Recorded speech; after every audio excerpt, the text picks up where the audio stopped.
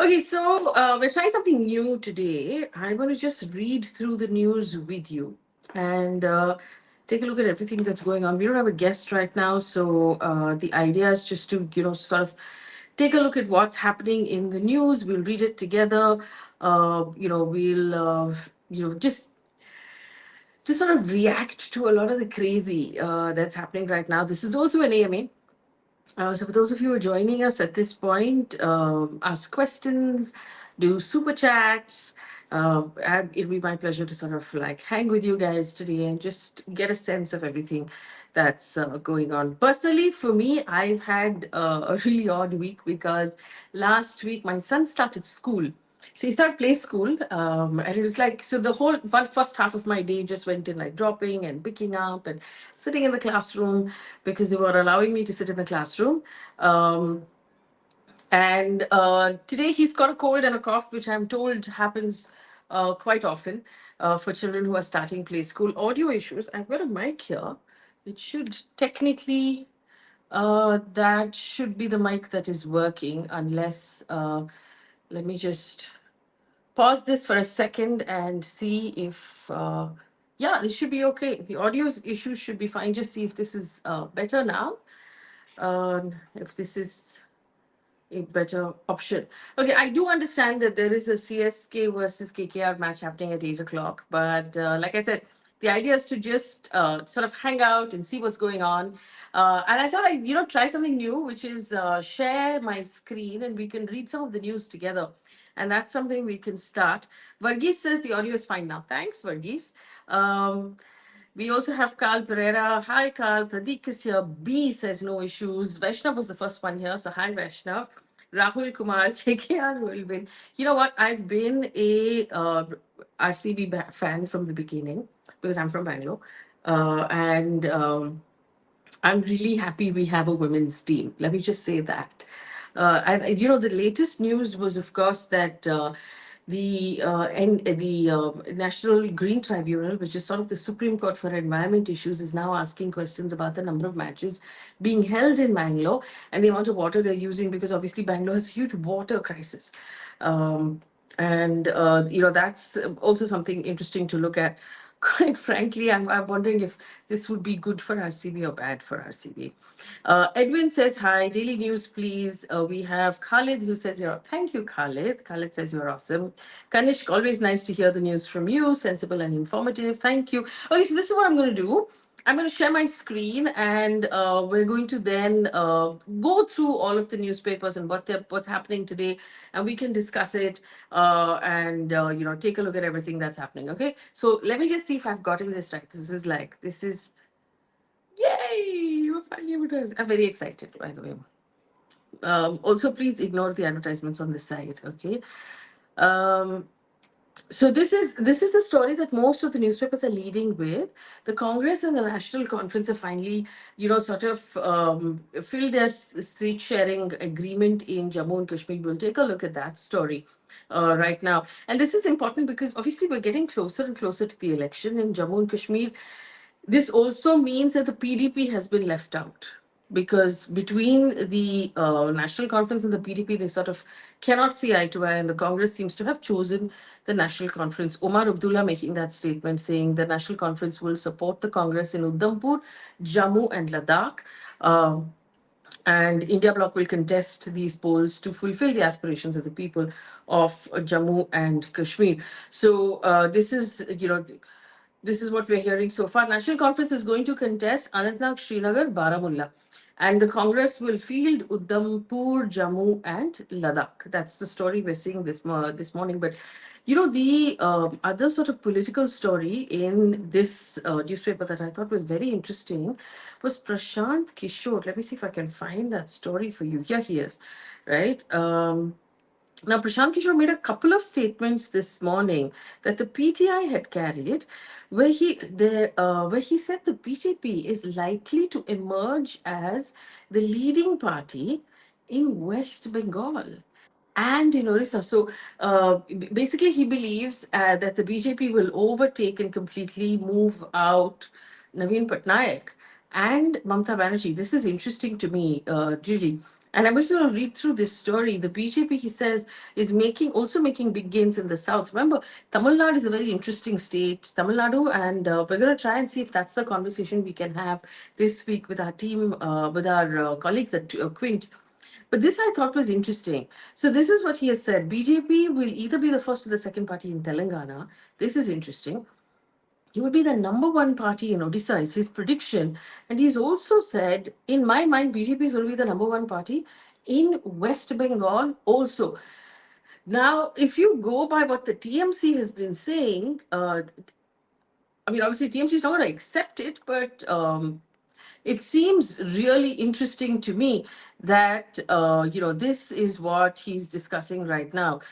Um, Let me see what we have in terms of Alan says, just oppose ED sellout journalism, your one ray of light. Thank you, Alan. Aman Peshawari, I doubt the BJP will what? Sir Robin says BJP in West Bengal. WTF.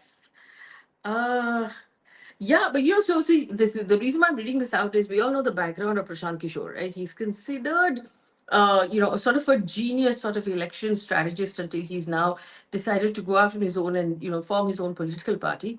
But people generally take his opinions very seriously in terms of what he's predicting. The other thing he said, of course, is that the Congress is not going to do really well, and he said Rahul Gandhi should actually step aside and sort of leave politics per se. Um, if his party doesn't do well. That was the other thing that he said, in these polls, and I thought that was, I mean, technically it seems a little harsh, but do you guys agree that the Congress is not going to do well, and do you think that if the Congress doesn't do well, like Prashant Kishore has said, that Rahul Gandhi should maybe abandon politics altogether?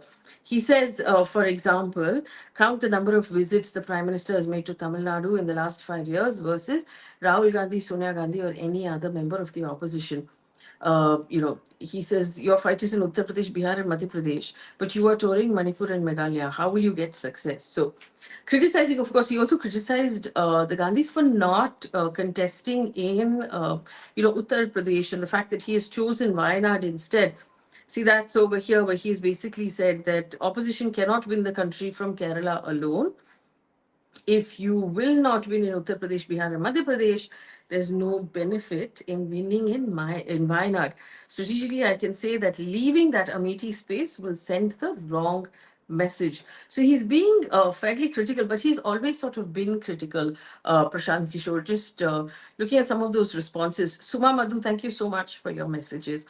Aman Peshawari says, I doubt BJP will get more seats in Odisha. Patnaik has come up with new policies to promote employment in migrant workers. But there's a lot of, I'm assuming, anti-incumbency also at this point over there. And that might be interesting. It's just that, Prashant Kishore saying it, Aman, it's the first time we're hearing anybody say that Naveen Patnaik can be replaced as number one, which I thought was interesting. Uh, Mike is asking if this is a new haircut. It's actually not a new haircut. It's a little overgrown. um, Alan says, who is worse, Modi or Briju Maharaj? I'm not really sure how to answer that question. Kanishk says it's an open secret. Omar Abdullah and the Gandhis are essentially descended from the same dude. This is more or less cousins working together. Politics is like that. But actually, in politics, I've learned never to take anything for granted. If there's any space in which cousins will be standing at loggerheads with each other, and we've seen within the Gandhis also, Varun Gandhi, Rahul Gandhi, I think that would be politics, really. Shalini says, I think Rahul Gandhi should step aside. The Congress should put Sachin Pilot as PM candidate, I'm assuming. Interesting. And this has been the view from a lot of people who generally see that, Rahul Gandhi should step aside and give room to more people and give room to younger people. A lot of younger people have already left the party, and that, that's an interesting sort of space. So that's what's happening on the political front. Let me see what else is going on. Of course, there's a profile on the Indian Express and Diljit Dosanjh, which is interesting. You could read that later in your own time. Tough Yugadi in Bangalore with no water. And I'll come to Bangalore in a bit. I'll tell you here.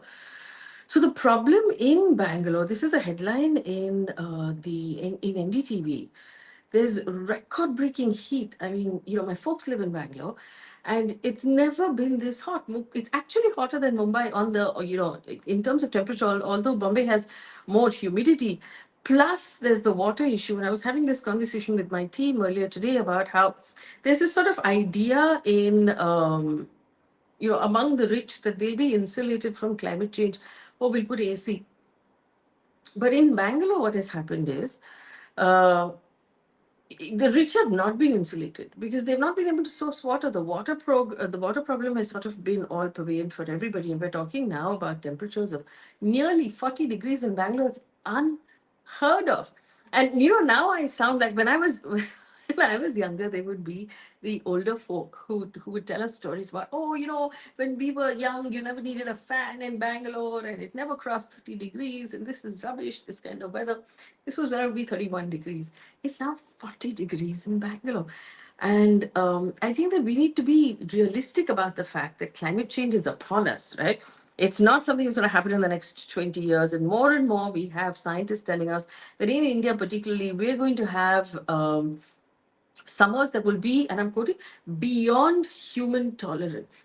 And this is something that we also have to realize, that your wealth in any way or your access is not going to insulate you from the horror of global warming that's coming our way.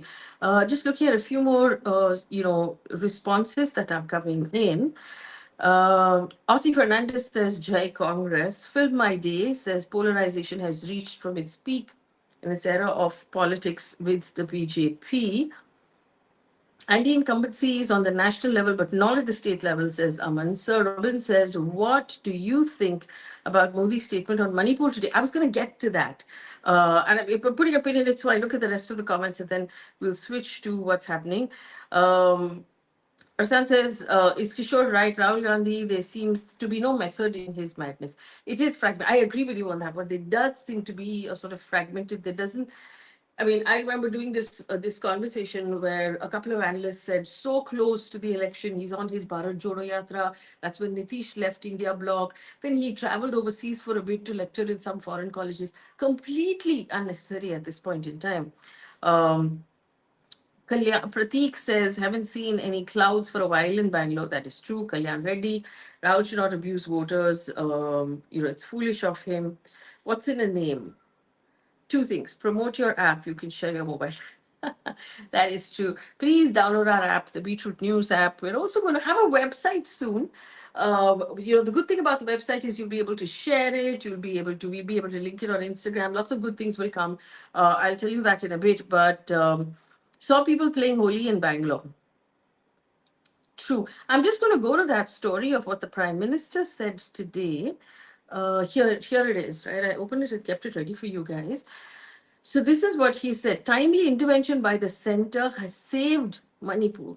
The Prime Minister making a statement. He was talking about collective responsibility to deal with the Manipur, sensitively. And this was in an interview to the Assam Tribune. He said the center dedicated its best resources and administrative machinery into resolving the Manipur conflict. He also said Home Minister Amit Shah stayed in Manipur while the conflict was at its peak, holding 15 plus meetings with various stakeholders. The central government has constantly been extending its support. Relief and rehabilitation is going on. I'll show you where I'm reading, right? Remedial measures are being undertaken, including financial packages. Okay, I want to point out a couple of things. Recently, and I write the news every day on Beetroot, and I work the morning shift, and we wrote this story about how there are candidates who are taking the UPSC exam in Manipur who wanted an exam center to be in the hills. Apparently, in the hills where the violence actually took place, there is no exam center. They have to come to the capital, to the valley, to take the exam. And when asked, the government responded to the court that it is not possible for them to go to the hills to have the exams because it's not safe. Now, for the tribal people who live in the hills, it's not possible for them to enter the valley to take the exam because it's not safe for them. Basically, from what we're reading in the news, Manipur is now divided into two bits that are not even crossing into each other's territories. The territories have been divided between the valley and the tribal people in the hills. And violence very, very, very much continues. And we have to make this really clear. This has not ended. Remember, we don't have an update, for example, on that horrific case of those women who were stripped naked, marched down the street, gang raped, from what we understand. We know a couple of arrests had been made and then nothing happened. The chief minister continues to hold his position. He has not been removed. We don't know of any real update that has happened other than internet being allowed, internet being removed, internet being allowed, internet being removed. So, um, the prime minister saying that timely intervention by the center saved Manipur. One would be keen to know what he means by saved and if he can qualify that for us. You remember, and I'm assuming the people of Manipur are upset about this. I'm also assuming that Manipur doesn't add up to enough seats in the general elections to really, merit any sort of clarification on this. So that is what was happened. Um, Jason Thomas says, I don't think he is right on Manipur. Siddharth says, do you think Prashant Kishore is very subtly trying to generate electoral preference for the BJP through his media appearances? So, Siddharth, this is really interesting because he has started his own political party in Bihar. He's also made a statement saying that there is anti incumbency in Bihar and people will want another alternative. But it's possible. I mean, and in elections, it's so complicated because we do know psychologically what happens is when people feel that their side is going to lose for sure, they sort of don't go out and vote. It also happens when people feel their side is going to win for sure, they don't go out and vote. See, how does it matter? How does one seat matter?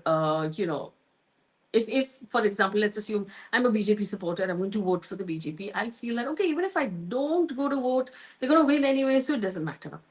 Or if I'm an opposition supporter, I feel that they're going to lose anyway, so it doesn't matter. People actually turn out in large numbers when they believe the contest is close and that their vote can make a difference. So I'm not really sure what Prashant Kishore's motives are, but I will tell you my team is reaching out to him and we're trying to bring him in to have a conversation. We'll ask him, if he does agree to come in. Ashish says everything he said, he couldn't have won people's faith in Manipur. Kanishk says Honorable CM also said that the video was made viral to hurt the Honorable Prime Minister because the PM is the real victim of this atrocity. Aru Basu says, what's up, what's up? The news, boss. We're actually looking at the news together. So that's where we are. So let's look at more news now. Guys, can you also like this stream while you're at it? Because that will actually pop it up on the YouTube algorithm and we'll get more views. I'm also going to ask my colleague and producer Ira to tease this on Instagram so more people from Instagram can find us. So if you can like it a little more, you can subscribe, you can hit that bell icon. It helps in general sort of get more views. That helps us get more income. That helps us get more money to pay salaries. Okay. All right. So we talked about this one. I'm going to close this window. Let me see what else we had. This one is done as well. I also just opened the TOI to just see what the TOI is talking about, right? So this is happening. The TMC, and you can see Derek O'Brien over there, Sagarika Ghosh, they were protesting because they wanted to, protesting against the EC office. Several of them have been detained, from what I understand. But this is an interesting, sort of story as well. So you know that the Congress released their manifesto on Friday, after which the Prime Minister made a statement, and he said that it has the stamp or the imprint of the Muslim League from independent states, right? It has the stamp of the Muslim League, to which now Mallikarjun Kharge has responded saying that the Prime Minister's speeches have the stink of the RSS. So we are well and truly in like election territory here. They're really swinging hard at each other.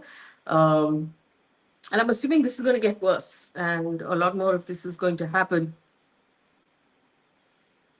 basically Mr. Kharge saying that Mr. Modi's political ideological ancestors supported the British, and so now we're talking about that category. But also, what I wanted to tell you was that the Congress seems to have complained to the Election Commission about the statement made by the Prime Minister. Let's see if the Election Commission responds to that complaint in any way. Well, this is someone we're going to hear a lot more of. And you have to tell you that earlier, whenever there was a story about Kangana Ranaut, that she's constantly saying all of these things in the media, I would always turn around and tell my team that, listen, I don't have to cover it because it's not news. But now she's a candidate for Lok Sabha. If she wins, she'll be a member of parliament. So now we have to cover what she says. So basically, there was a Congress leader, and I'm not, she did make a statement saying that Subhash Chandra Bose was the first prime minister of India. That went viral. But what has happened now? Congress leader Vijay Vaditivar has said basically that she has in the past admitted to eating beef. She has now responded saying that she's Ayurvedic and yogic and vegetarian, and she doesn't eat any sort of meat. Jai Shri Ram is what she has said. So Kangana Ranaut, they're denying this statement made by this Congress party member. Also, one is not sure why they're making statements like this. Really, doesn't seem to be very bright on their part. Another interesting story. This is a global story. Germany is facing, and this is being heard in the ICJ, the International Court of Justice. Germany is facing charges of aiding Israel's genocide in Gaza. And this has been brought against them by Nicaragua, who have basically said that Berlin has contributed to genocide in violation of the Genocide Convention of 1948. So that's happening. Let me just read through some of your comments right now. Hey, so guys, remember to use the super chat feature. You can contribute to us. Sir Robin says, do you think this election is close? I don't think so. Right now, it doesn't seem at least. But then again, I must point out to you that I am not an expert. Britishers gave us Bombay University. Kalyan Reddy says Muslim League is destructive. Do you think Kangana is educated? I believe she is. We can look at her nomination papers and find out exactly how much, how educated. Kanish Rustam, Mr. Ranaut will continue to say absurdities. It's the Trump school of getting elected. And that's the interesting sort of message, right? Trump would say these, and it was part of his format, he would say these completely ridiculous things, and they would go completely viral. And if that's what everybody would talk about. And you know that the media is now controlled by government. And so they get told what to talk about on a daily basis. So Kangana Ranaut will say these things that everybody will talk about it, and so you're not talking about the real issues. But in this particular case, I must point out, the ridiculous statement was made by a leader of the Congress party, and those guys seem to have trouble sort of getting their act together in general. So really, this particular issue is not, you can't say it's a strategy of Kangana Ranaut, because then why is the Congress making these completely harebrained statements? Taking a look also at some of the international news. There's a total solar eclipse, but on the other side of the world, I don't think we get to see it here in India, mostly North America and South America. This I wanted to show you. This is really sad. So basically now Israel has said that it has pulled its troops out of South Gaza, southern Gaza. People are starting to return to their homes, and apparently it's devastation. And this is the BBC website that I'm showing you right now. It's destroyed completely. There's nothing left to return to. And it's actually, I mean, the visuals are quite, if you consider the fact that this was a city and there's nothing, so there's perhaps also no infrastructure, which means no schools, no government offices, no paperwork, no hospitals. I mean, nothing in their homes, it's all rubble. And if the people of Gaza are going to have to start, rebuilding from here, it's, I mean, it's just astounding the level of destruction that we're talking about here. And this was a fully functioning city, right? These were people with jobs. They were teachers and doctors and nurses and people like you and me. And now this is what their home looks like: no running water, no electricity, no supplies of any sort. It's astounding that in this day and age we still have something like this that's happened. 32,000 people killed, many of them children. The UN constantly telling us about the fact that children have had amputations without any sort of painkillers in Gaza, and that image sort of sticks with in my head. This is another story I wanted to talk to you guys about. But just responding to some of your these things, if you have on Gaza. Rahul says, isn't the UN becoming a toothless body?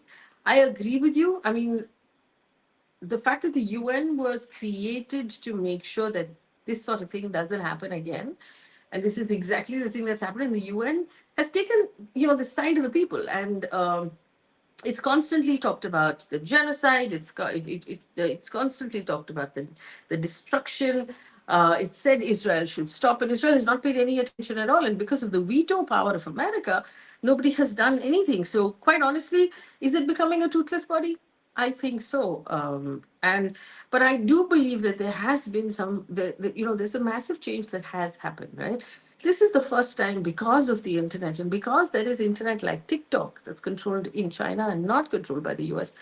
We're actually seeing visuals come out of Gaza. And I believe that for at least a large population, it sort of changed the narrative, because this is a conflict that has gone on for over 75 years, and people have largely heard Israel's point of view. It's only now that everyone's hearing, the Palestinian point of view. That's also because people have um, mobile phones, and they're weirdly and morbidly sort of documenting their own destruction. And there are, Gaza is this really strange place where there are children dying of starvation and they're wasting away, and you can see them, they're all skin and bones. And the people around them have cell phones, have the cell phone and the internet connection to sort of document that and share it to the world. So it's a forced artificial starvation where the food has been cut off, and we've never seen that before, because up till now, whenever we saw a child starve, it would be in destitution, in complete abject poverty. Um, but here, they're starving, but they're not in abject poverty. They're starving because of an artificial scarcity of food, and I think that is just brutal, right? Um, yeah, the 6 people of World Kitchen were also killed by the Israeli army, says Sir Robin. And you know what that caused, right? The Western world sort of suddenly stopped and took notice and said, "Hey, this is not okay." 6 white people, 32,000 brown people. The killing of the 6 people from the aid unit of the World Kitchen was completely unacceptable. But that sort of perspective sort of gives you an idea of what the Western world thinks is an important life and what they think is a disposable life. Afghanistan, Iran, Vietnam, all of the countries where these wars have happened in the past, Korea, what is important and what is disposable? That's something to sort of think about. Let me see. Hamid says the elections will decide whether our constitution remains or is changed. And this is a massive thing. A lot of people saying that if this election could be our last election, that it cannot happen. I'm romantically still attached to our democracy. I don't believe that it's going to be that easy to sort of take away our rights and this entire population is going to sit on its palms and say, oh, okay, that's fine. I don't think that's going to happen. I could be wrong. I could be romantic. We could, we'll see how that goes. Let me also take you through this story. Um,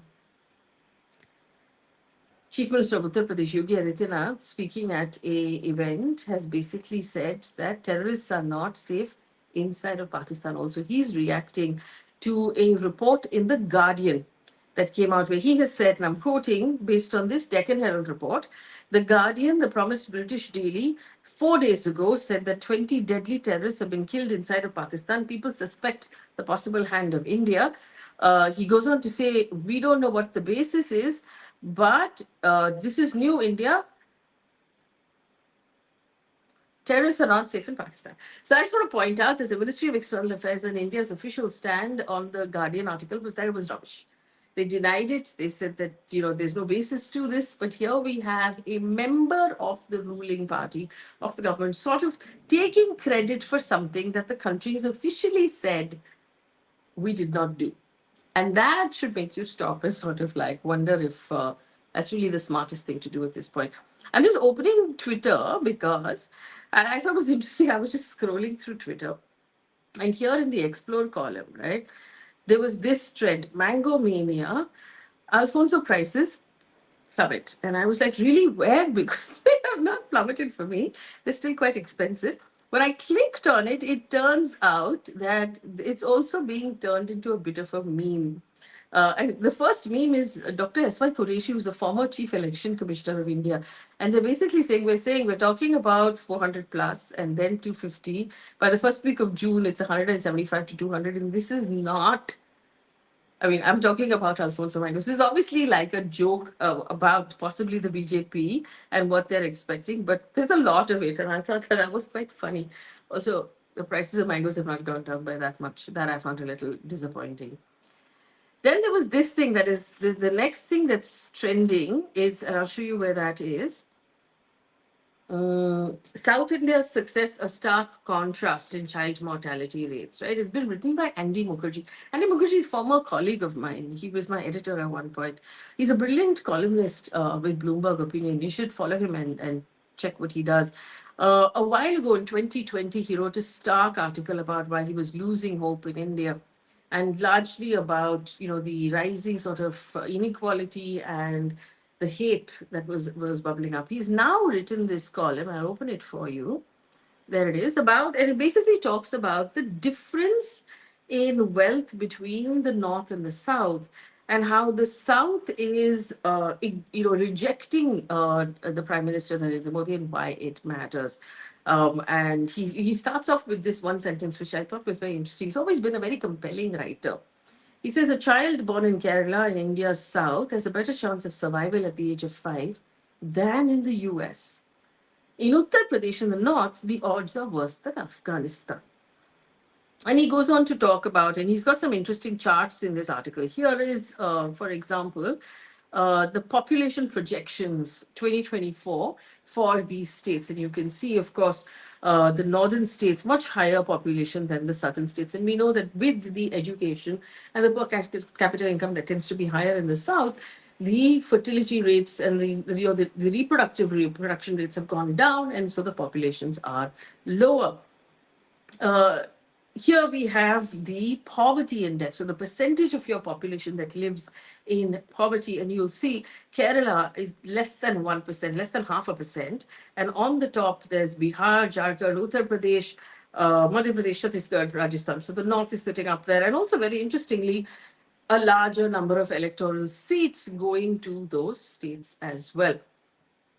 And as you see even further down, this is the per capita income, if I'm not mistaken. Yes, per capita domestic product, north versus south. So you will see in Telangana, it's much higher, which is the highest. Then Karnataka, Tamil Nadu, Kerala, Andhra Pradesh. So all of those southern states and the northern states that are up here.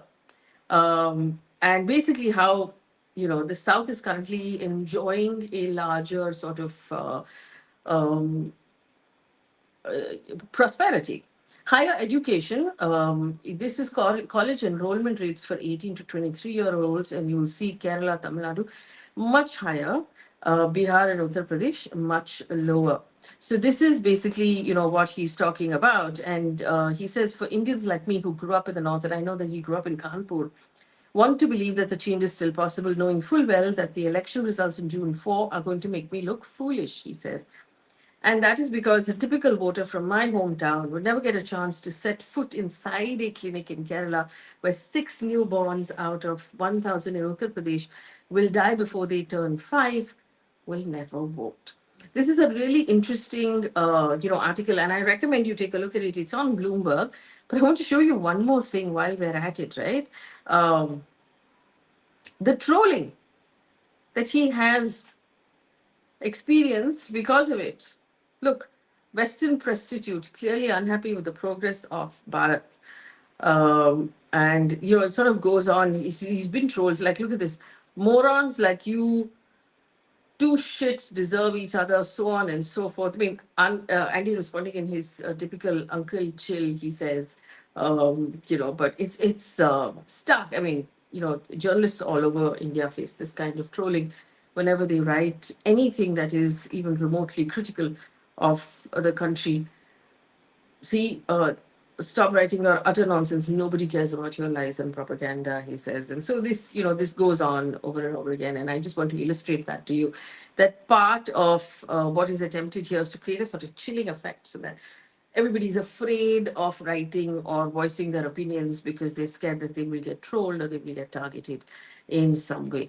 Can we blindly trust the news by the Guardian? No, we should not blindly trust any news. But I think it's interesting that while India has denied it, we have one member of the ruling party that's sort of taking credit for it. Um, Now, let me see who else is here. Nikita says, love your honesty. Thank you. What's in a name says, second thing, please install an ad blocker. Yes, I'm going to do that. I'll just try and figure out how to do that. Thanks for the tip. Paris Fernandez, hi. Somnath Sen, can't provide an easy solution. The system from outside can't make things in order for people to be. Yeah, that is true. Sir Robin, I like to use Twitter, but recently got hacked, so it's not safe anymore. Also true. Rahul Sharma, I guess the West has been killing people on foreign soil. Um, and Neil says BJP kind of operates like North Korea's workers. Um, Six People of the World Kitchen, anti-war profiteering needs funding. We have Baswaraj Ramaya says, Dhruv Rathi's video, Arvind Kejriwal dictatorship, what is your opinion? So I thought that was very interesting and that sort of caused, there've been a lot of views about this, right? That this is our last election, is a dictatorship going to come in? And I can see why he's made those points. And these are points that are making a lot of people very nervous. But I do believe that there are still a lot of people with great integrity in this country who will come up onto the streets and protest if there is an outside chance that our democracy, gets changed to a sense where we don't have elections anymore, or where the Supreme Court doesn't have the kind of powers that it has right now. Where if these things were changed, I believe that as Indians, we would still, fight back about it. Like I said, I'm a romantic about the democracy. That might not necessarily be the case with everybody. There's this one last story I wanted to talk about, right? It's not recent. Um, and I thought it was super interesting. And I sort of had been pending to talk about it. So, there's a story that basically says that South Korean women are not having babies anymore because it just doesn't make sense. And there's now an idea that this will make the South Korean society extinct, and there's a national emergency because the birth rates have dropped so drastically that there is almost no replacement numbers at all. So women are just not having babies. And why aren't they having babies? So basically because it's too expensive to raise a child in South Korea, and also because they're a lot, because of the way that society is structured, a lot of the burden of raising a child falls on the woman. Plus, she's required to work because you need two salaries in order to basically make a living. And also, those who are working, apparently, the space is very misogynistic. So they're not given sort of equal pay, they're not given equal opportunities. The system is discriminatory towards women. And so they're sort of stuck where, they're not happy working, they can't sort of quit their jobs, and they're killing themselves making ends meet and looking after, juggling. See this sentence, juggling family and career. She could not afford to do so because of the cost of housing is too high. This article is in the BBC, but there are many others also about this topic. So you can read it wherever you want. Seoul, which is the capital country, but it's the capital of the country, which is very expensive, has the lowest birth rate of all. And I thought that that was very interesting because I can tell you from experience, another country that has very similar sort of tones when it comes to how women are treated in the workspace is India. And maybe that is something that should make us think about how we can keep women, more sort of involved. And we can look after them better so that they have equal homes and they have equal workspaces. I just wanted to bring that up as well. So Kanish Rustam says 9+ hours of work, then come home, be a housewife. This is not going to work. Good for those women. And I feel that in India, women still have a lot of societal pressure about having children. But let me tell you, a lot of the Gen Zs I know are very clear about the fact that they don't want children. Shriyam says democracy fear mongering is useless. I would say it's more free. We lived in the times in UP, you'd get kidnapped. People would see your poster on the wall. That's an interesting point. Thank you for sharing that. Michelle says it's definitely not the last election. If the BJP gets majority, which is doubtful, elections may be like Russia, China. So you're suggesting basically that they will just be for sure and they actually won't, won't matter. Akash says we have to stop crying wolf about this whole last election thing. It can't happen. We're not stupid. Also, Modi's not that stupid. Well, I could agree with you about that as well. Okay, so I've reached the end of this. These are the stories that I wanted to share with you. So in the comment section, just leave me thumbs up, thumbs up, thumbs up if you believe that this is something we can do on a regular basis. I've really enjoyed hanging out with you guys. And this is what I do. Like, this is what makes me most happy, right? I spend my whole day just scrolling and reading the news, scrolling and reading the news. And it's kind of fun if we can do this together and I can sort of point out to you all of the things that I read that I thought were really like interesting. So we can do that more. So, okay, so here are the things. Please subscribe to this channel. Tell your friends and family to subscribe to this channel. Like the bell icon so you'll receive a notification whenever we do, something new. Um, Use the super chat feature, contribute to us so we can grow our team and be able to do a better job. Please invite commoners like you did in the Zomato debate. All right, great. So Ira's here. Ira's my lead producer. She'll get in touch with you and we'll figure out where we can sort of accommodate you guys into more conversations about what's happening in the world. Thank you so much for tuning in.